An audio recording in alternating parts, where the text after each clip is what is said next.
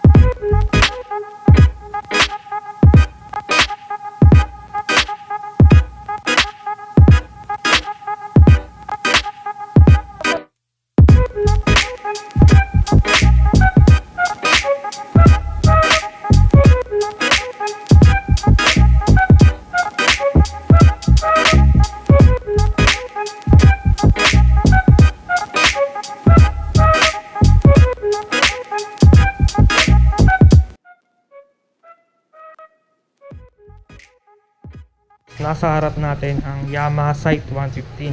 Isa sa mga pinakamatipid na motor ni Yamaha. Ito po yung i-review natin ngayong araw. Mapapansin po natin dito mga boss amo, naka ano po siya, rim set. Ayan. So naka rim set na po siya na black. Ayan po. So mapapansin po natin sa motor, pag naka rim set po talaga, iba po yung datingan niya, di ba? Mas mapogi po siya. Magandahan po dito mga boss, pagka mahilig tayo sa mga rim set, pwede na po natin siyang i-direct na setupan na natin siya. Ayan. So ito na lang talaga yung bibilin natin. Hindi na tayo bibili ng mga hub kasi pwede na siyang i-rim set agad. Matte black po yung kulay nito. Ayan. Tapos combination po ng mga white and red na sticker. Ayan. Sa side po makikita po natin yan yung 115 na sticker. Tapos meron siyang mga stripe na gray. Tapos may Yamaha logo po dito sa side. Ayan.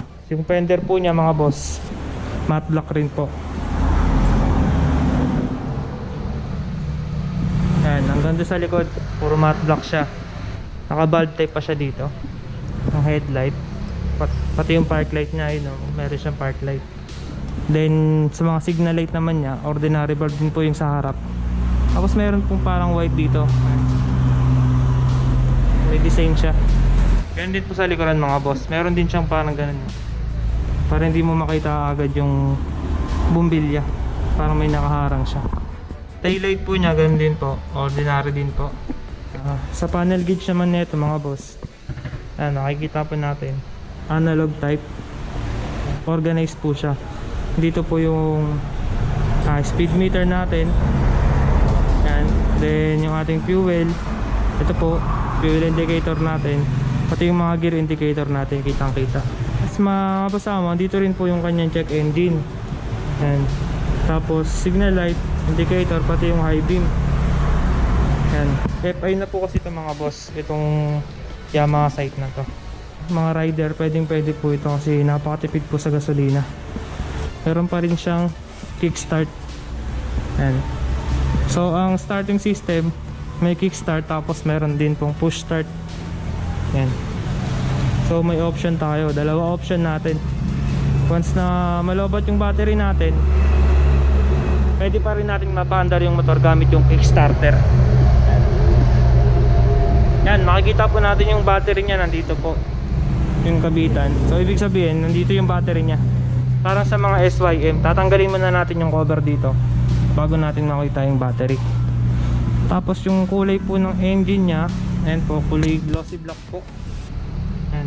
So bumagay kasi matte yung kaha, tapos yung makina kulay black. Diba, ang ganda niya tignan. Tapos ito yung kanyang apakan, rubber, pati yung sa angkas. Ayan. Tapos yung tambutso nya or yung muffler nya, may heat guard siya na black.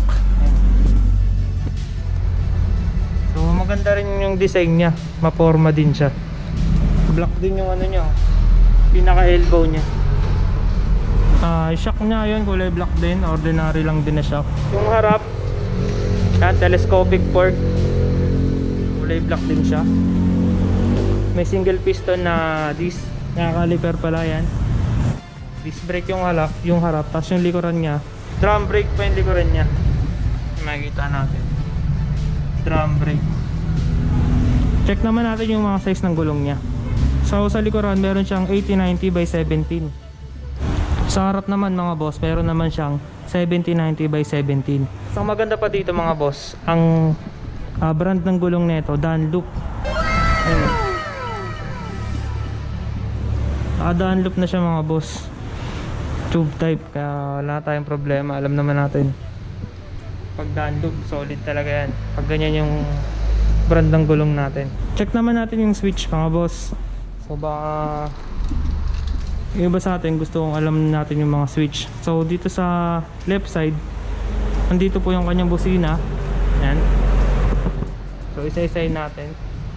Busina, tapos signal light, left and right nandito. Tapos low beam and high beam mga boss. Yan. Dito siya. Sa right side naman mga boss, ang makikita lang natin dito, push start lang. Ayan o, wala nang ibang switch, push start lang. So ibig sabihin naka automatic headlight on siya. Kapag binuksan natin yung makina, automatic na magbubukas na agad yung ilaw natin. Ayan, so may mga DIY tayo dyan para pwede natin lagyan ng switch yung headlight nya. Ayan mga boss, malambot naman po yung upuan nya, black lang din, plain. Sa ignition naman nya, makikita natin ito, ordinary pa siya. Ito yung susi nya. Pero maganda dito, meron siyang yung parang lock. Hindi basta-basta mananakaw. Ito yung design ng shifter nya.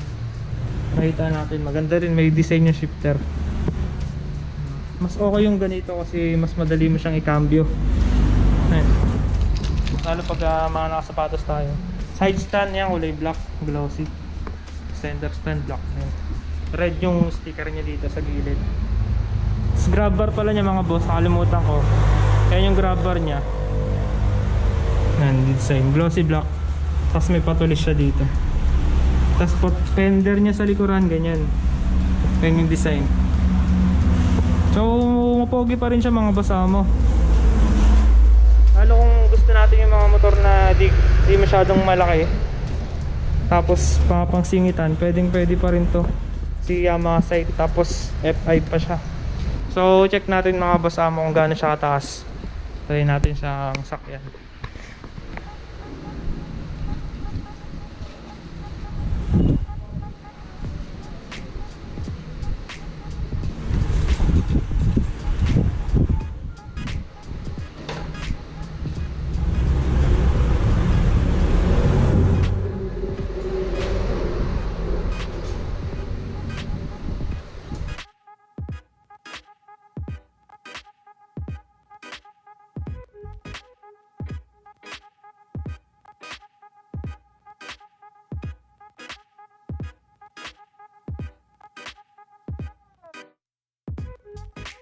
So ayun mga kaboss amo, ayun po yung lahat ng details ni Yamaha Sight 115. So yung para po sa mga ibang information, lalagay ko na lang po sa description box natin yung contact number nila para po doon na lang po kayo mag-inquire. Nakain ko po siya, abot na abot ko naman. So ang height ko po kasi is 5'7", tapos abot na abot ko yung height ni Yamaha Sight. Siguro kung mga 5'4" kayo or mas mababa pa, kaya pa rin, abot na abot pa din. Pinakamatipid na motor ni Yamaha po yung Yamaha Sight. So ayun po mga boss amo, tayo nyo na lang po yung description box natin, andun po lahat ng information. Dito po yan sa Yamaha Wheeltech North Sagaray Branch. So kita-kits po sa next vlog natin. Peace out.